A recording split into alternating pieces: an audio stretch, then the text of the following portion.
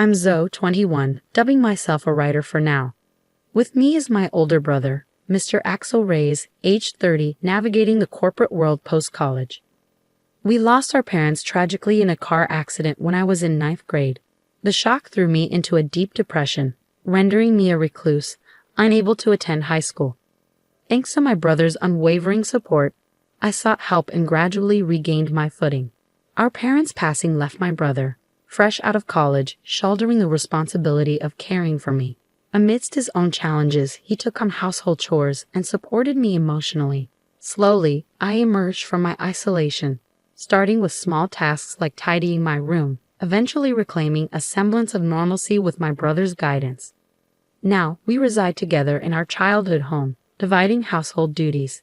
Given my work-from-home status, I handle meal preparation and grocery shopping, relishing the occasional outing for supplies. Cooking has become a source of joy. I excel at concocting dishes from recipes discovered online during my hermit days. My brother, akin to a parent figure since our loss, embodies a blend of kindness and discipline. His dedication to education paved the way for a successful career, culminating in a leadership role at a prominent company. Over time, he blossomed socially, culminating in a relationship with Miss Nora Reyes, his now fiancée. When my brother introduced Nora to me, her elegance and warmth immediately resonated. She's a charming office lady at a major food company, a graduate of the same university as my brother. Despite her youthful appearance, her maturity shines through, earning my instant admiration. Nice to meet you, I'm Zoe, the sister. Please take care of my brother, I greeted warmly. Likewise, replied Miss Nora Reyes with a smile. You're such a darling sister. I always wanted a sister, so I'm genuinely thrilled you'll be joining our family, Nora expressed, her smile radiant. Despite her slightly heavy makeup, her warmth was palpable, painting her as a delightful addition to our lives. Curious about me, she inquired, and Axel, my brother, stepped in to field the question. Well, actually, Zoe didn't attend college. When our parents passed away during her ninth grade year, she grappled with mental health issues. It took her some time to overcome, but she's leading a normal life now, Axel explained, his pride in my resilience evident. Surprised, Nora probed further, and I joined in, acknowledging the tumult my illness had caused and expressing heartfelt gratitude for my brother's unwavering support. I understand now, Nora responded, her demeanor shifting slightly. Axel, sensing tension, sought to reassure her, urging her to see beyond appearances. Attempting to lighten the mood, I injected a joke, but Nora's solemn response caught me off guard. In that moment, I sensed there was more beneath the surface of her reaction.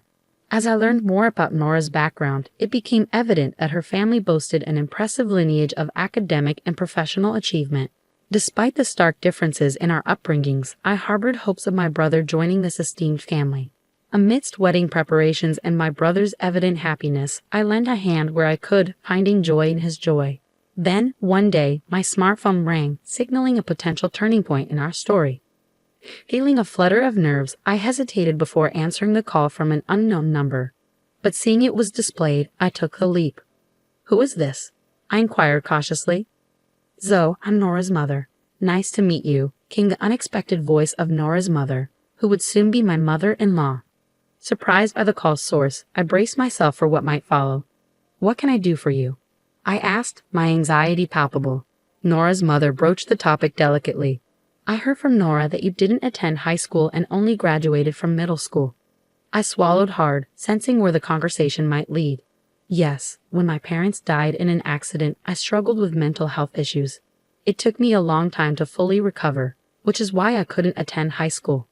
Her response was measured yet cutting. I sympathize with your situation, but the fact remains that you only have a middle school education, right? Yes, I confirmed, bracing for what would come next. I have a favor to ask, she continued. Please do not attend Axel and Nora's wedding ceremony. Actually, don't attend at all. I was taken aback by the audacious request, struggling to comprehend its implications. What do you mean? I stammered, trying to make sense of her words. With a blunt sigh, she pressed on. Salon and Nora both graduated from top universities, and my husband, and I also graduated from college. Of course, all our relatives have college degrees. You're not very smart, are you? No wonder you only finished middle school. Her words stung, but I listened as she explained further. her tone dripping with superiority. As I mentioned earlier, our family is made up of elites. Graduating from college is a given, and we hold prestigious jobs like executives at big corporations, doctors, lawyers. These are the kind of impressive people attending the wedding. Slowly, the weight of Nora's mother's words sank in. So we don't want you, a middle school graduate, at such an event. Actually, we'd rather you not come. I struggled to process her blunt rejection, but I'm the sister of the groom, his only family. I can't just not attend. I protested, a pang of hurt coursing through me. Please don't come anyway. How could we introduce you, a middle school graduate, to our relatives without feeling embarrassed? Do you understand? She pressed, her tone cutting. After the call ended, anger mingled with hurt, and I trembled with indignation. It wasn't the first time I faced disdain due to my education level. My parents, too, had harbored similar sentiments, overly concerned with appearances and reputation.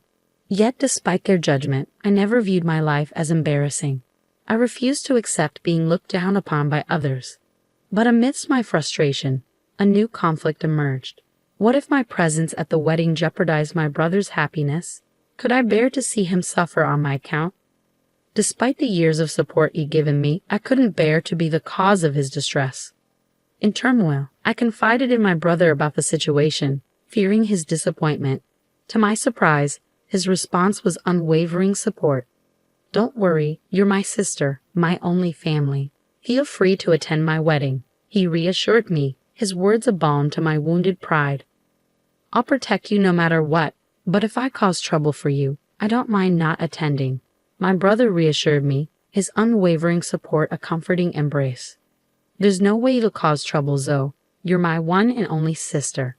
If I can't protect my sister, what kind of brother would I be? His words resonated deeply within me, strengthening my resolve. Thank you, brother, I replied, emboldened by his unwavering faith in me. Encouraged by his words, I decided to attend the wedding.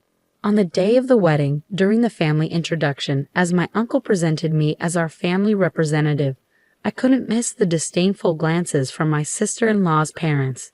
My brother, ever perceptive, seemed to notice their attitude. At the reception, the seating arrangements for the families were clear, yet I couldn't help but wonder if a seat had been set aside for me. To my relief, there was one, but as I took my place, I felt the weight of piercing stares upon me. Indeed, my mother-in-law's gaze was particularly intense. Marching over, she confronted me. Weren't you told not to come? You'd be a disgrace to our family, she accused. I am his real sister. There's no reason for me not to attend, I asserted firmly, refusing to be belittled. For a middle school graduate, you sure are insolent, she shot back before walking away, leaving her harsh words lingering in the air. As the bride and groom made their grand entrance, I couldn't help but smile, seeing my brother amidst a different atmosphere. Nora looked resplendent, radiating joy and elegance.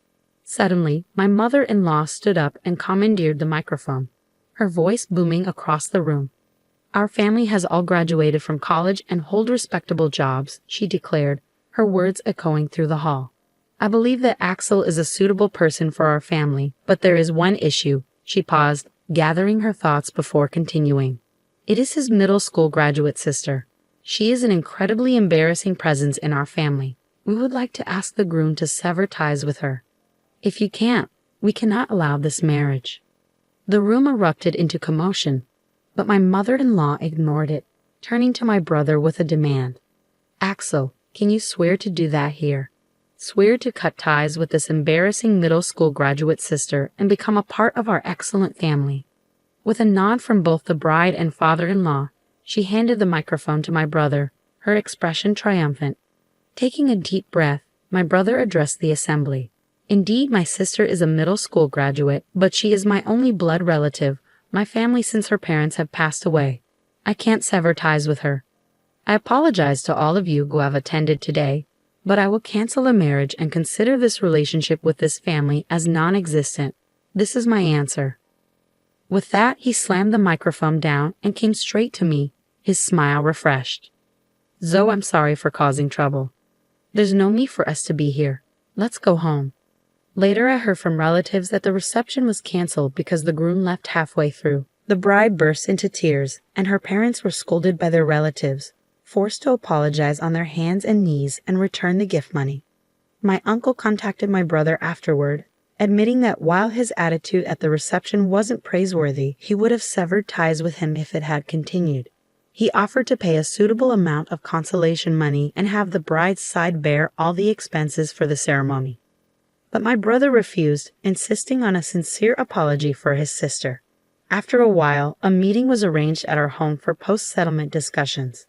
Determined to assert myself, I steeled my resolve for the meeting with my former in-laws. Only 3 of them showed up: my ex-sister-in-law and her parents. They handed my brother some money as a gift, labeled as an inconvenience fee, and offered apologies for the rudeness of the reception. However, their words lacked sincerity, tinged with reluctance.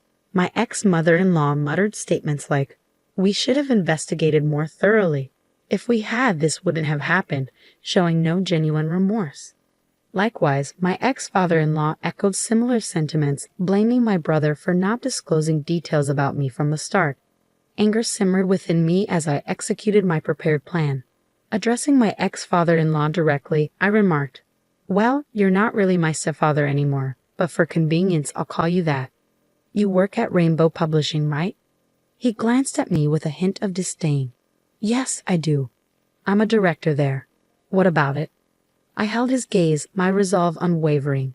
"I work with Rainbow Publishing, but I can't bring myself to support a company where you are. I want to terminate the contract, if at all possible." He brushed off my words with arrogance, claiming, "I don't care. There are plenty of workers. It won't have any impact." "Understood. I'll quit immediately, and I'll sign a contract with your rival company," I declared, refusing to be intimidated by his demeanor. With my ex-father-in-law's arrogance on display and my peripheral vision catching the stunned expressions of the others, I stood firm, determined to assert my worth and reclaim my dignity. I dialed the editor at Rainbow Publishing to inform them of the contract termination. There was a stir on the other end of the phone, but I remained resolute, conveying my message before hanging up. Without delay, I contacted the rival company to express my intention to proceed with a contract. Despite my actions, my ex-father-in-law retained his smug demeanor, while my brother, still bewildered, glanced nervously around. Eventually, a call came through to my ex-father-in-law's smartphone. "Hello," he answered, his tone shifting as he listened intently. "It's me. Yeah? What? The president? What's going on?" His expression paled as he whispered into the phone, and upon ending the call, he turned to me with a newfound gravity. Are you the popular author, Yes Ray?" he inquired, his tone incredulous. "Well, yeah. Yes Ray is my pen name for light novels." "So what?" I replied evenly. "Wait, you mean our president said a popular author is breaking the contract with us, and it's my fault?" He realized, his tone shifting to one of realization. "I simply asked you if it was okay to terminate the contract, and he said it didn't matter. That's all there is to it," I explained, holding my ground. He sighed heavily before continuing, "I apologize. You're in a late, right? Isn't it embarrassing for you to deal with a middle school dropout like me? Sorry." With his apology, I felt a sense of closure, knowing that my decision was acknowledged, albeit through unexpected circumstances. "I apologize, but can you reconsider terminating the contract?" my father-in-law pleaded, his tone marked by an unexpected humility. Curious about his sudden change in attitude, my ex-sister-in-law interjected, "Why would you be so humble to her? You're a middle school dropout after all." Frustrated, I snapped back, "Idiots. You're our publishing house's top author. If you leave, the damage to our company would be enormous. The president told me to take responsibility. At this rate, I'll be demoted." "What? Really? You?" "If that happens, it'll be too embarrassing to associate with the relatives." "Please do something," my ex-sister-in-law and her parents pleaded, their confusion and desperation evident. "Please, can you reconsider?" they implored, their voices tinged with desperation. "It's impossible. The matter is settled, so please leave," I asserted firmly, my brother standing by my side in solidarity. "Then please leave as requested," my brother added, his smile brightening as we watched the 3 of them leave, their shoulders slumped in defeat. After their departure, my brother turned to me with a newfound admiration. "You're a popular author? I didn't know that." Well, I used a pen name when I posted a work I wrote last year online. It got good reviews, and Rainbow Publishing offered me a contract. I've been making quite a bit of money, I explained, a sense of pride swelling within me. My brother's smile widened, a rare sight in recent times. And so the broken engagement was resolved. My ex-sister-in-law seemed to be seeking another partner, but no one would approach her since the incident became widely known. She eventually became reclusive and quit her job. As for my ex-father-in-law, being blamed for my contract termination led to his demotion to a regular employee. Unable to endure warehouse work, he resigned. My ex-mother-in-law faced harsh criticism from her relatives for her disgraceful behavior at the wedding reception and was no longer recognized by her once proud and accomplished family. It serves them right, I thought, grateful for the support of my new publisher. My popular work was turned into a comic, and its popularity soared once again. Now there's talk of an anime adaptation.